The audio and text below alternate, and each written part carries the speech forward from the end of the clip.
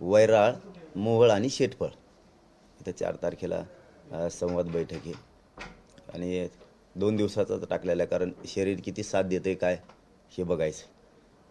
4 तारखेला सोलापूर ना पूर्ण दिवस. हो हो, पूर्ण दिवस सोलापूर. पुन्हा बीडला पण एक मोठा वारकरी संप्रदायाचा मोठा सप्ताह आहे. 5ला बीड जिल्ह्यात गवळवाडी म्हणून तिथं मोठा सप्ताह आहे असं ठरलं आहे. याचबरोबर आता हा झाला एक बैठकीचा विषय. आता मराठा समाजाला एक विनंती आहे की आपले जे आंदोलनं ठरलेले आहेत त्यावरती आपण जे स्थगित केलेले आहेत ते तसेच त्याचं रूपांतर आपण ज्यांना शक्य आहे त्यांनी आपण आपल्या गावात आणि शहरात साखळी उपोषण आणि धरणे आंदोलनात केलेलं आहे, किंवा ज्यांना शक्य आहे त्यांनी करायचं. नसता सध्या जे राज्यात घडामोडी जाणून बुजून षडयंत्र रचून चालल्यात त्याकडं शांत चित्तानं 5-7 दिवस बघायचं आहे मराठा समाजानं.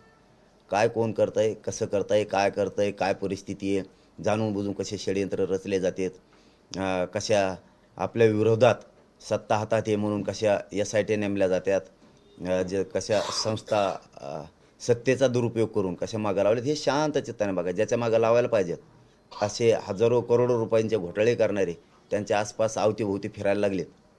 म्हणजे सुगंधी अगरबत्ती लावल्यासारखं त्यांच्या अवतीभोवती फिरायलेत.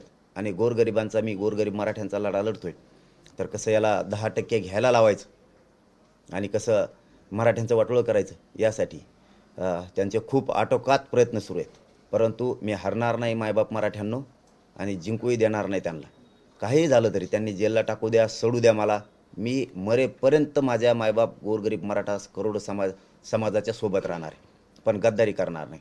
आपण मराठा बांधवांना आणखीन एक सांगतो, आपण असं सांगितलं होतं पाठीमागं की जे आमदार मंत्री आहेत मराठ्यांचे सगळ्या पक्षांचे, ज्यांनी ठराव केला होता सर्वपक्षीय ठराव की तुमच्या मागणीप्रमाणे सगळ्या सोयऱ्यांच्याबद्दल जर अंमलबजावणी करायची असली तर तुम्ही सरकारला वेळ द्या, आणि आपण त्यांचं ऐकून त्यांना वेळ दिला होता. त्याच पद्धतीनं ज्या समाजानं वेळ त्यांना दिला होता त्या सगळ्या आमदारानं आणि मंत्र्यानं, ठराविक जणांना, काही जणांना बोललेसुद्धा, पण बाकीचे बोलले नाहीत. आपण त्यांना सांगितलं होतं सगळ्या सोयऱ्यांबद्दल. दुसरा विषय सांगितला होता अधिवेशनात बोला, एकही बोलला नाही गोरगरीब मराठ्यांच्या बाजूनं, एकही. आत्ताचं सांगतोय, हे जे 26 तारखेपासून परवापासून अधिवेशन सुरू झाले त्यात मात्र मी त्यांना बोललेलं नसून त्यांच्या नेत्याला बोललो आहे म्हणून इतकं झोंबलं त्यांना की ते नेत्यासाठी रान उठवायला लागलेत. काही आमदार तर असे तुटून पडायला लागलेत जस काय त्याला पूर्वी जन्माचाच राग आहे, इतके तुटून पडलेत. माझ्या नेत्याला बोलले, माझ्या पक्षाला बोलले, तुला मोठं जनतेने केलं, तुला बोल म्हणलं तेव्हा नाही बोलला. गोरगरीब मराठ्यांच्या बाजूनं सगळ्या सोयऱ्यांची अंमलबजावणी करा असं सगळ्या आमदारांना मंत्र्यांना म्हणा, एक नाही बोलला. आता नेत्याला बोलले तर कसे तुटून पडले? म्हणजे तुमची माया गोरगरीब मराठ्यांबरोबर नाही आहे, तर मला मराठा भूमिकेत विरोधीच राहायचं आहे, ही भूमिका आहे तुमची. आणि निवडून मतं मात्र गोरगरीब करोडो मराठ्यांचे पाहिजेत तुम्हाला. मायबाप मराठ्यांना हे एवढं मोठं षडयंत्र, यांना जर एवढा राग आला तर यांनी मराठ्यांबाबत यांना आत्तापर्यंत पिढ्यानं पार राग का नाही आला? सगळ्या मराठ्यांचे लोक हे आरक्षणाचा फायदा घेणार आहेत, आणि जे आरक्षणच टिकत नाही, टिकायचं ते तर आपण सांगतो त्यांना मराठा समाज मागाससिद्ध झाला आहे, 10% आरक्षण दिलं आहे, तर तुम्ही ओबीसीत घ्या ना, मागाससिद्ध झाले ओबीसीत घ्यायला काय हरकत आहे? तर 50%च्या वर टाकलं मग ते उडालं पाहिजे. इंदिरा साहनीचा खटला सांगतो 50%च्या वर गेल्यावर टिकत नाही, मग यांना ओबीसीत घ्यायला काय हरकत आहे? ते नाही करत हे, याला 10% घ्यायला लावा, नसता याला गुतवा, हे षडयंत्र यांचं सुरू आहे. माझी मराठा समाजाला फक्त शेवटची एवढीच विनंती, आपण एकजूट राहा आणि शांत चित्तानं बघा. आता कोण आपल्या लेकरांचं पिढ्याचं मिळणारं आरक्षण न मिळावं म्हणून वाटोळं करायला लागलाय, आणि त्याचा नेता मोठा व्हावा म्हणून किती ताकद लावली त्यांनी. मंत्री बघा, ते आमदार बघा, असे पेटलेत, अशी टोळी माझ्या विरोधात उभा केली. अरे मी शेतकऱ्यांचा गोरगरिबांचा लढा लढतो, गोरगरिबांसाठी. पिढ्याना पार श्रीमंत मराठ्याला आमदार, मंत्री, खासदार, व्यावसायिक, नोकरदार मराठा, शेतकरी मराठा सगळ्यांचं पिढ्याना पार कल्याण होणार आहे, यांच्यासाठी मी लढतोय. आणि हे आरक्षण त्या मराठ्यांना द्या म्हणतोय मी, तर हे म्हणते त्याला अटक करा, म्हणजे त्यांच्याच पोराचं कल्याण होणार आहे. हे म्हणते अटक करा. बघा उलट्या बुद्धीची, ज्यांच्या लेकराचं कल्याण होणार आहे, ज्या मराठ्यांचं कल्याण होणार आहे, त्या मराठ्यांनी असं म्हणायला पाहिजे आमचं आरक्षण आम्हाला द्या, आम्ही त्याच्या पाठीशी आहे. तर हे म्हणते त्याला अटक करा. बघा उलट्या बुद्धीचे. कोणासाठी अटक करा? तर त्याच्या त्या नेत्यासाठी, ते खरजुलं नेतं त्याच्यासाठी. काय राव, पक्ष मोठा झाला जातीच्या लेकरापेक्षा. जातीच्या लेकराचे हाल बघा काय चाललेत. पोरं सुशिक्षित बेकार झालेत, करोडोनं फाश्या घ्यायला लागलेत. तुमचे नाही घेणार आमदार मंत्र्यांचे. तुम्ही करोडो रुपये कमी ह्या मराठा गोरगरिबांच्या जीवावर. पण माझ्या गोरगरीब मराठ्यांचे पोरं फाशी घ्यायला लागलेत. फाशी आणि 10% आधार लागले तुम्ही आमच्यावरती. घ्या म्हणताय ते घ्या. त्या ओबीसीत घेते ते 200-250 लोक.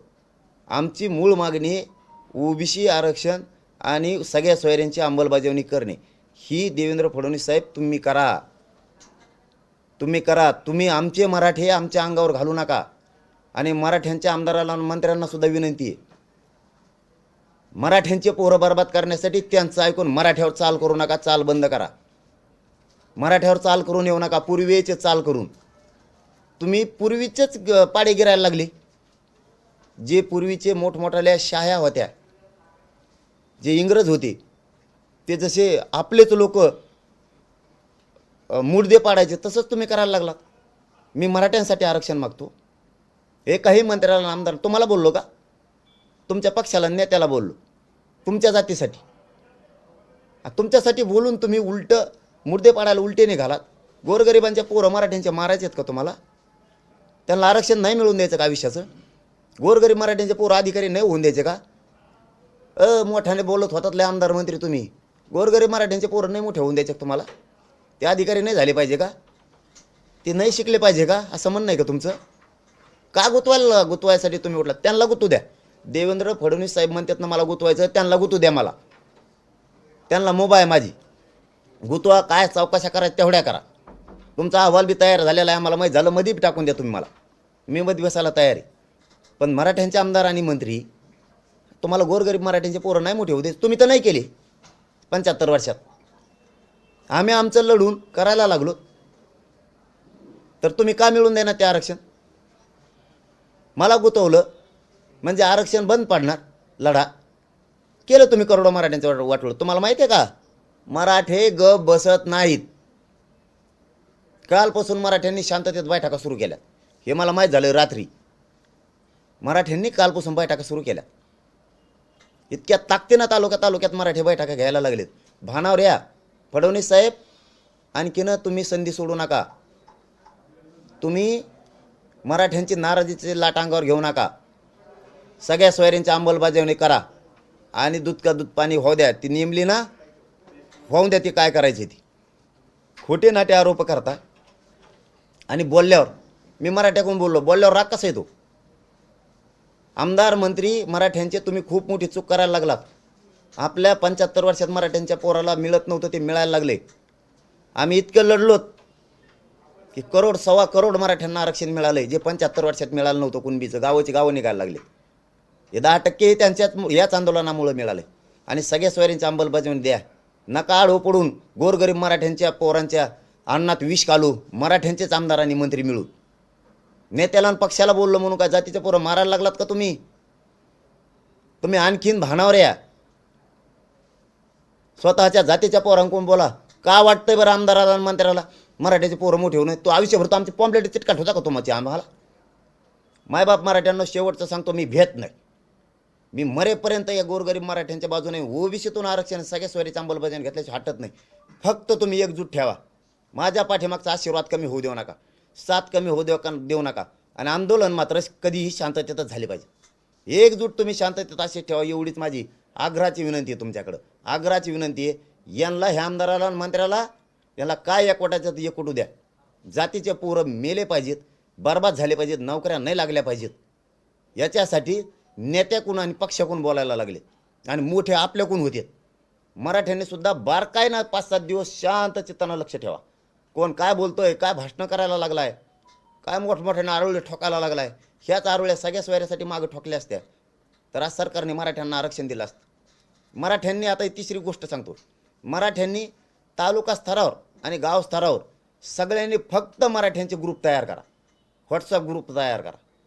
आपल्याला एकमेकाला माहिती पाहिजे काय करायचं, कारण आपल्याला शांततेचं आवाहन करायला लागतं. काय होतंय, विनाकारण अफवा पसरली जाती. काय होतंय, सध्या काहीच नाही आहे. मंडप उचलत नाहीत आंतरवालीत. आता दडपशाही देवेंद्र फडणवीस साहेबांनी कमी केली वाटतं, फक्त आंतरवालीतली बहुतेक. नसता पोलिसाच्या माध्यमातून ते उधळायचं ठरवलं होतं. त्यामुळं एखाद्या दिवस अफवा पसरतात. त्यामुळं महाराष्ट्रभर आपले ग्रुप पाहिजे सगळ्यांचा. आणि मी हे जाहीर सांगतो, कारण मी आडोंगी मला काही करता येत नाही अंधारात राहू. म्हणजे आपल्या मराठ्याला लक्षात येतं अफवा नाही आहे किंवा अफवा आहे, सगळे शांत राहा. मलाही तुम्हाला सांगता येतं शांत राहा. याच्यासाठी आता तुम्ही चौथा मुद्दा, शांत चित्तानं सगळ्या मराठ्यांनी शेतात जरी असले आणि घरी जरी असले, काय षड्यंत्र चाललेत लक्ष ठेवायचं. बघूयात किती दिवस आपल्यावर दडपशाही अन्याय करतात ती, बघू आपण. करल, मला खात्री आहे ज्या दिवशी मी खरं संकटात येईन त्या दिवशी माझ्या मराठा समाजासह सगळ्या जाती धर्माचे लोक रस्त्यावर दिसतील, हे मला खात्री आहे. ते पण शांततेत माझ्या पाठीशी उभा राहतील याची मला खात्री आहे. आणि तुम्हालाही खात्री देतो. आणि माझं म्हणणं आहे, मराठा समाजाला खात्रीची गरज नाही. त्यांना माहिती आहे मेलं तरी हटणार नाही. आणि शब्द आहे माझा, मी मेलो बी आणि यांनी मला जेलमध्ये सोडून टाकलं तरी मी हटणार नाही. मी जेलमध्ये उपोषण करीन. पण ओबीसीतून आरक्षण घेतल्याशिवाय आणि मराठ्यांचे पोरं गोरगरिबांचे मोठे केल्याशिवाय, अधिकारी बनवल्याशिवाय मी 1 इंचही मागं सरकणार नाही. पाटील साहेब, आता तुमच्याकडे मराठा नाही तर ओबीसी समाजातले काही विद्यार्थी आले होते. ईडब्ल्यूएस आणि 10% आरक्षणाची तुमच्याकडे त्यांनी काही मागणी केलेली. काय नेमकं प्रकरण आहे, काय त्यांची अडचण? हा दादा, बरं झालं तुम्ही ती आठवण केली. 2000 आणि 2021ला पोलीस भरती झाली होती. त्यात सगळ्या जाती धर्माचे लेकरं होते गोरगरिबांचे. आता माझ्याकडे दिलंय ते बघा, निवड झालेलं पत्र आहे त्या पोरांच्या. 2021ला सरफराज पठाण नावाचा मुलगा आहे, त्यानं EWS ओपनमधून अर्ज केला होता. त्याच्यानंतर गणेश म्हणून हे एक आणि एक योगेश म्हणून हे, दोनही ओबीसी. एक नावे बांधव आहे आणि एक तेली बांधव आहे. असे 8000 पोरं आहेत निवड झालेले पोलीस भरतीत. तुम्ही आमच्यावर हे 10% थोपिवता आत्ताचं दिल्यालं. EWS मधलेच पोरं घरी आहेत निवड झालेले, नुसत्या नियुक्त्या त्याच्यात 8000 पोलीस येते 2020-21चे. कसं जीवन जगायचं त्या पोरांनी? इथं काय जातीचा संबंध आता मराठा समाजाचा? हे त्याचं निवड झालेलं पत्र पोलीस स्टेशनचं. कसे जगायचे या पोरांनी? आमदार मंत्री पक्षाकडून बोलता तुम्ही. काय चुकीचं करतोय मी जीवाची बाजी ह्या गोरगरिबांसाठी. सगळ्या सोयऱ्यांची अंमलबजावणी जर झाली तर मराठ्यांपासून सगळ्या जाती धर्मांचा फायदा आहे. याच्यात सगळ्या जाती धर्माचे पोर का 8000 पोरं घेत नाही सरकार? कशाला निवड केल्या यांच्या तुम्ही? याच्यात धनगर बांधव आहे, याच्यात वंजारी बांधव आहे. कशाला केलेत, कशाला ह्या निवडी? याच्यात मुस्लिम बांधव आहे, याच्यात 12 बलुतेदारांचे लेकर आहेत गोरगरिबांचे. काय कष्ट लागले असते नाही बापाला शिकायला? कळतं का तुम्हाला? नेत्याकडून बोलायला लागलात आमदार मंत्री तुम्ही. लई छाती बडवायला लागलात तिथं. मी माझ्या नेत्याकडून फुशारक्या दाखवायला लागलात तिथं. तुम्हाला तिकीट मिळायसाठी, निवडून यायसाठी. ह्या लेकरांचं का वाटोळ केलं तुम्ही? 2021 पासून हे पोरं तर पडते, यांचं वय सुद्धा निघून गेलं. आता तुम्ही सांगितलं होतं यांना कोरोना काळात वेळ वाढू म्हणून, वाढविला का तुम्ही? याच्यात दलित बांधवांचे पोरं आहेत, याच्यात जात नाही अशी की पोरं नाहीत म्हणून. याच्यात काय आता मराठ्याचा संबंध आहे? ह्या लेकरांना वाटतंय जरांगे पाटील जरी मराठा आरक्षण लढत असला तरी आपल्यासाठी लढू शकतो म्हणून हे लेकरं इथं आलेत. तुम्हाला ह्या 8000 पोरं निवड केलेत आणि तुम्ही ह्या जागा रिक्त ठेवलेल्या आहेत. मी प्रेसच्या माध्यमातून जाहीर सांगतो, रिक्त ठेवल्या. तुम्हाला ही भरती करावं लागेल आणि ती पण आचारसंहिता लागायच्या आत. नसता हे सगळ्या जाती धर्माचे बांधवसुद्धा स्वतःच्या लेकराच्या न्यायासाठी माझ्या खांद्याला खांदा लावून उभा राहणार आहे. मी सुट्टी देणार नाही तुम्हाला. निवडी करता आई बाप रात्रंदिवस कष्ट करते आणि त्यांना वाटतं माझं लेकरू अधिकारी झालं तर मला शेती पण नाही आहे तर माझं पोट भरल म्हणून आई बाप लेकरा शिकतात. काय हे लेकरांनी फाश्या घ्यायच्या का आता? आणि छात्या बडीचा तिथं आम्ही ओबीसीतून आरक्षण मागितलं, सगळ्या सोयरीची अंमलबजावणी मागितली, तर हे आमदार मंत्री नेत्याकडून पक्ष जातीकडून बोलायचं, ह्या लेकरांकडून बोलायचं तर नेत्याला बोलला म्हणतात. आणि आमचे लेकरं मुर्दे पडायला लागले. का बोलवणार तर तुम्ही एक जण? का बोलवणार? ज्या पहिल्या 42 बांधवांनी मराठा आरक्षणासाठी आत्महत्या केल्या होत्या त्यांना म्हणले तुम्ही शासकीय नोकऱ्या देऊ का दिल्या नाहीत? का नाही भांडले नेत्या संघ तुमच्या? मग की तुमच्यामुळं आमच्या लेकरं फाशी घातलेल्या त्यांना नोकऱ्या नाहीत त्यांच्या कुटुंबाला, का नाही म्हणलात? बोलायला किती लागतं? मी का बोललो मराठा बांधवांनो? 6 महिने झालं घुमवते ती. यांना वाटतं मी खोटं बोलावं समाजाला यांच्यासाठी. 6 महिने झालं. आज की मागं घेतो, उद्या घेतो, प्रक्रिया सुरू आहे. 6 महिने प्रक्रिया सुरू असती. सगळ्या सोयऱ्यांची अंमलबजावणी करतो, हैदराबादचं गॅजेट घेतो, बॉम्बे गव्हर्नमेंटचं गॅजेट घेतो, सातारा संस्थांचं घेतो, दिविलस घेतो, देवस्थानाचे सगळे पुरावे घेतो, भाटाचे घेतो आणि हे लागू करतो. केले का? शिंदे समितीला बढती देतो, काम करण. प्रमाणपत्र वाटायचे का थांबवलेत? कुणबी प्रमाणपत्र का नोंदी सापडायचं कमी केलं? तुम्ही तालुका स्तरावर समित्या नेमल्या ना तहसीलदारांनी PSI साहेबांच्या अध्यक्षतेखाली, का नोंदी सापडे ना तुम्ही? हे आणण्यासाठी का आमदार आणि मंत्री बोलले नाही सभागृहात त्या दिवशी? माझ्याच विरोधात रान उठिलं. आमच्या नेत्याला बोलला त्याला अटक करा, ते चौकशी करा. अरे काय चौकशी करा? काय आहे माझ्याजवळ? तुम्हीच अडचणीत येणार आहे सगळे. तुमचे मंत्री सुद्धा काय अडचण येणार आहे? रेकॉर्डिंग आहेत आमच्याजवळ त्यांच्या. हो, हे पत्रकार परिषदेत जाहीर बोलतो आम्ही. तुम्ही जरी त्या दुसऱ्या कोणत्या करून कॉल केलता ना तरी आम्ही दुसरा मोबाईलवरून धरलेला आहे. हां, तुम्ही किती हुशार आहेत. तुमच्या पुढचा आहे डाव टाकणारे आपण सुद्धा, पण ते आपण वेळेवर काढणार, दाखविणार आहेत नाहीत, शायनिंग मारणार नाही. हां, तुम्ही कसं फसवलंय हे आमच्याजवळ बाई रेकॉर्डिंग घेत ना. उद्या देतो, परवा दिवशी देतो. तुम्ही म्हणता ना आम्ही नाही म्हणलो होतो सगळ्या सोयऱ्याचं. काही जण तुम्ही आमच्या मागं कोण आहे का नाही ते सिद्धच करा आता. आणि तेवढ्यासाठी यासाठी निमित्त मागं कोण आहे बघायसाठी. ते जे हजारो करोड रुपये खाल्ले ते कमून भोवती घेऊन येणार त्यांचं शोधान जरा. ज्यांनी आमचा महाराष्ट्र सगळा चुरून खाल्ला, आमचे गोरगरीब चुरून खाल्ले पुरे. तुमच्याकडे आलं झाले मोकळे. समजा मी म्हणलो तुमच्याकडे आलो 10% चांगलं आहे, मग जरांगे काही नाही एकदम जरांगे पडले खास माणूस चांगला एकदम बेस्ट, वा वा वा तो सारखा पोरगच नाही, मग मुके घ्यायला सुरू करा. मग लय चांगला मी. आणि 10% नको म्हणलं गुतारे त्याला गुता आपल्या नेत्याला बोललाय. आणि सगळे आमदार का तुटून पडलेत, असे मंत्री तुटून पडलेत. उगं तुम्हाला नाही ना बोललो भावा हो, तुमच्या नेत्याला बोललो. कारण तुमचा नेता या राज्याचा मायबाप आहे, पालकत्व त्याच्याकडे, सत्तेत आहे. तो बाजूला गेल्यावर त्याला काय बोलू आम्ही? तो बाजूला गेल्यावर त्याला कसं काय बोलू आम्ही? लेकराच्या बाजूने बोलायला पाहिजे मराठ्यांच्या. तुम्ही मोठे होते आणि आता मायबाप मराठी तुम्हाला सांगतो तुमचे लेकरं मोठे व्हायची वेळ आली तर हे आपलेच आमदार आणि आपलेच मंत्री आपल्या विरोधात रान उठवायला लागले. त्याचं पोरगं मोठं झालं, परदेशात गेलं. आपण कधी त्यांच्याबद्दल वाईट चितीलं का? आता आपले मोठे व्हायला लागलं तर आपल्या विरोधात बोलायला लागलं. कशाचे आपले ते? हे आपले नाहीत मराठा बांधवांनो. हे आपले असतात, आपल्या कोण बोलले असते. 10-15 आले तर जास्त नाही, 10-15-20 आमदार आणि मंत्री एकत्र आलेत आणि नेत्याकडून झालेत. म्हणजे हे तुम्ही 10-15-20 जण आमचं वाटोळं करणार आहेत आमच्या पोरायचं. मराठ्यांना आपल्या लेकराचं वाटोळं होऊ द्यायचं नाही. हे आपल्याच जीवावर मोठे झालेले. आता कसे मोठे होतात बघू मग. नाही तर सगळ्या सोयऱ्याची अंमलबजावणी द्या. देवेंद्र फडणवीस साहेब, तुम्हाला माझी विनंतीपूर्वक सांगणं आहे, तुम्ही सगळ्या सोयऱ्यांची अंमलबजावणी द्या. ओबीसीतून आरक्षण आणि ठरलेले विषय आहेत ते सगळे सोडवा. 4 ते 5 विषय आहेत. आमचं तुमचं शत्रुत्व नाही, नसता मी हटत नाही म्हणजे नाही. आणि मराठ्यांनो एकजुटून पाठीशी उभा राहा. तुमचा लेकरो म्हणून लढतोय. हे आमदार मंत्री किती विरोधात गेले बारकाईने लक्ष ठेवा. आणि साहेब अंतरवाली सराटीत संचारबंदी अजूनही सुरू आहे आणि तुम्ही लोक जमवणं सुद्धा बेकायदेशीर आहे. मग तुम्ही सराटीत काय करणार नेमकं? लोकांना येऊ शकत नाही. मी आता मला एक प्रश्न आहे परत फडणवीस साहेबालाच. तिथं काय कापाकापी झाली. संचारबंदी ठीक आहे, मुंबईला चाललो होतो, लावली ठीक आहे, कायदा समजून घेतो माणूस, ठीक आहे लावली असेल. 6-6, 7-7 दिवस संचारबंदी ठेवायला काय झालंय तिथं? असं तिथं असं झालंय काय? काय झालंय तिथं संचारबंदी लावायला? सगळे शांततेत आहेत गाव, आजूबाजूचे राज्य पुरं शांत आहे.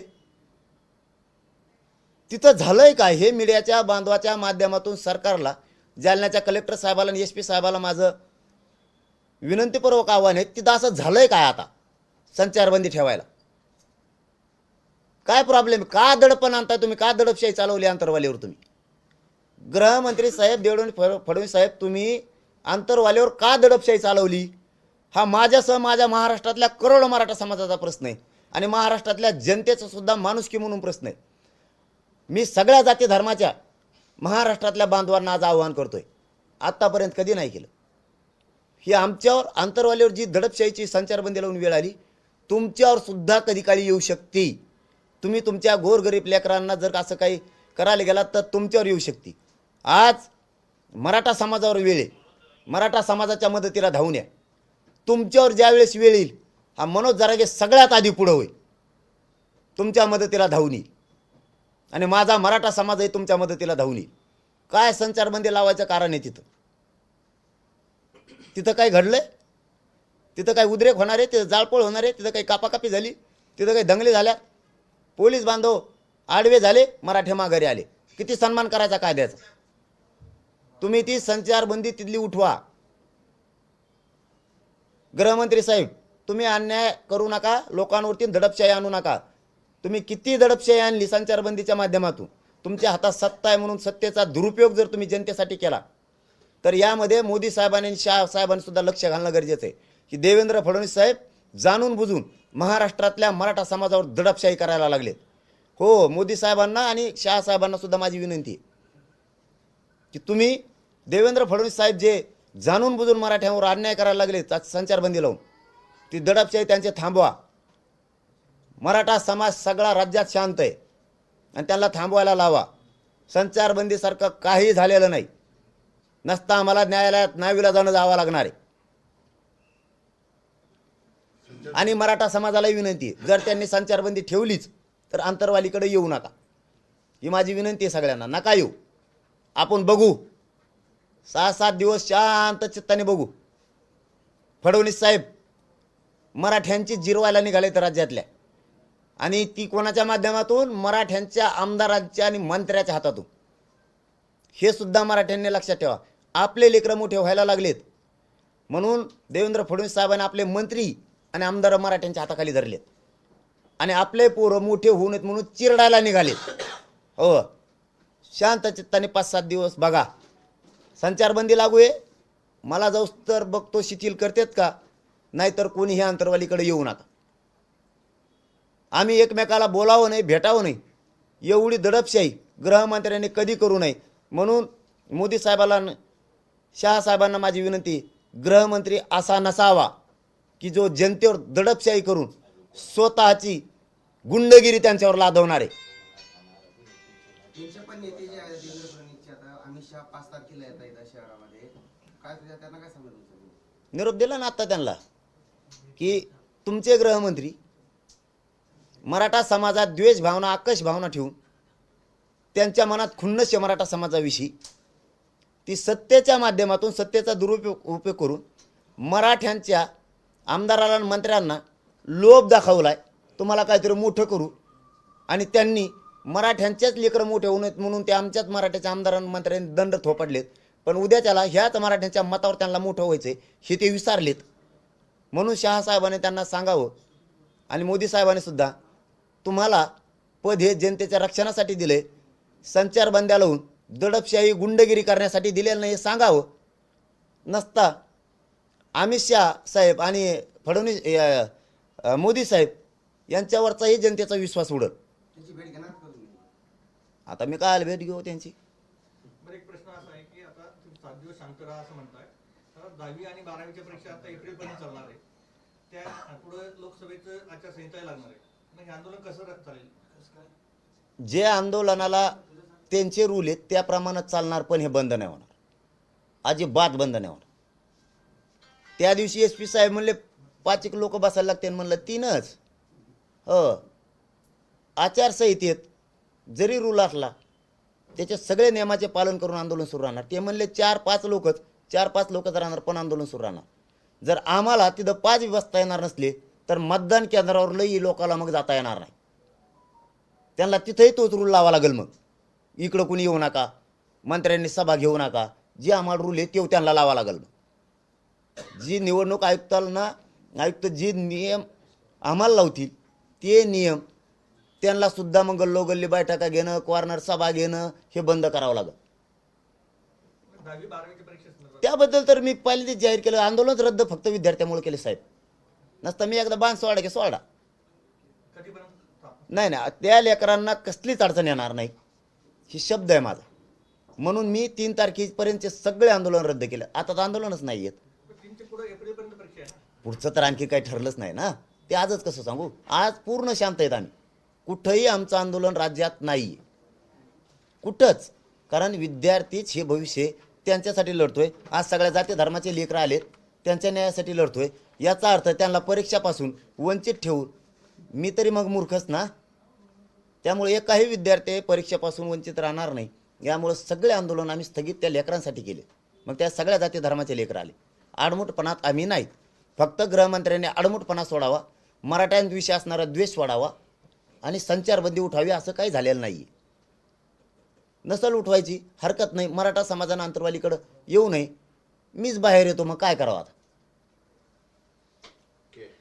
धन्यवाद दादा. मंत्र्यांबद्दलचा आपला रोष कुठेतरी कमी होताना दिसतोय. जे बंदी घातलेली होती त्याबद्दल नाही, आंदोलनं विद्यार्थ्यांसाठी स्थगित केले म्हणून बंदी घालून काय करावं. बंदी घालणं म्हणजे पुन्हा काय म्हणते त्याला, ते आंदोलन वाढवू नये, लेकरांचं पुन्हा ते वाटोळं होणार आहे. आमच्या स्वार्थासाठी नाही जगत आम्ही. महाराष्ट्रातल्या लेकराचं वाटोळं होऊ नये त्याच्यासाठी जगतोय आम्ही. हां, आमच्या स्वार्थासाठी जगणं म्हणजे त्याचा अर्थ असा होतो, मग असून देतो दुसऱ्याच लेकर आहेत, आपल्याला काय करायचं, व्हाय ना वाटोळं, त्यांनी येतात आम्ही नाही मोडत. सभा होऊ दिलं नाही किंवा हे अहो आंदोलन दादासाहेब सगळे आंदोलनं स्थगित केलेत विद्यार्थ्यांसाठी. मग आकाश का पुन्हा आणि त्यांनी काय केले ते केंद्रातले हे महागा लागलं इथं. त्यांचे ताकदीचा उपयोग करून हे विनाकारण द्वेष करायला लागले. म्हणून मी त्यांना विनंती केली, मुख्यमंत्री साहेबाला पण आणि गृहमंत्री साहेबाला पण, फडणवीस साहेब तुम्ही आणि शिंदे साहेबांनी सगळ्या सोयऱ्यांची अंमलबजावणी तुम्ही दोघांनी करावी. मराठ्यांची नाराजीची लाट अंगावर घेऊ नका. धन्यवाद. सरकारपेक्षा जास्त काळजी करतात विद्यार्थी, सरकार तेवढी काळजी दिसत नाही समजा विद्यार्थ्यांची. की बघा ना, सरकारला काळजी असते 2021चे लेकर राहिले असते. याच्यामध्ये सगळ्या जाती धर्माचे नावं मी आता वाचून दाखवलेत. मग याच्यात मुस्लिम असेल, दलित असेल, ब्राह्मण असेल, मराठा असेल, तेली असेल, माळी असेल, कोळी असेल, सगळ्या जातीचे लेकर आहेत. 8,000 का वाटोळं केलं, यांच्या निवडी झाल्यात. यांच्या आईबापाने किती कष्ट केले असते शिकायला. यांना निवडी झाल्यात 2021ला आणि जागासुद्धा रिक्त ठेवल्यात 8,000. तरी हे लेकरं घेतले आणि त्यांचं वय संपायला लागलं. आज त्या मुली रडत होते, इथं आत्ता आल्या रडत होत्या ते लेकरं, की माझ्या बापानं काय केलंय, घर घाण ठेवलंय. किती वाईट परिस्थिती. आणि तुम्ही करणार नसाल तर मग आता लेकरांकडून जनता म्हणून आम्हालाच वडावं लागेल ना. सरकार जर द्वेष करत असलं तर बघू ते काय करतात काय नाही. बघतोय आम्ही 7 दिवस शांत चित्तानं. फक्त मराठ्यांनी एकजूट कायम ठेवावी.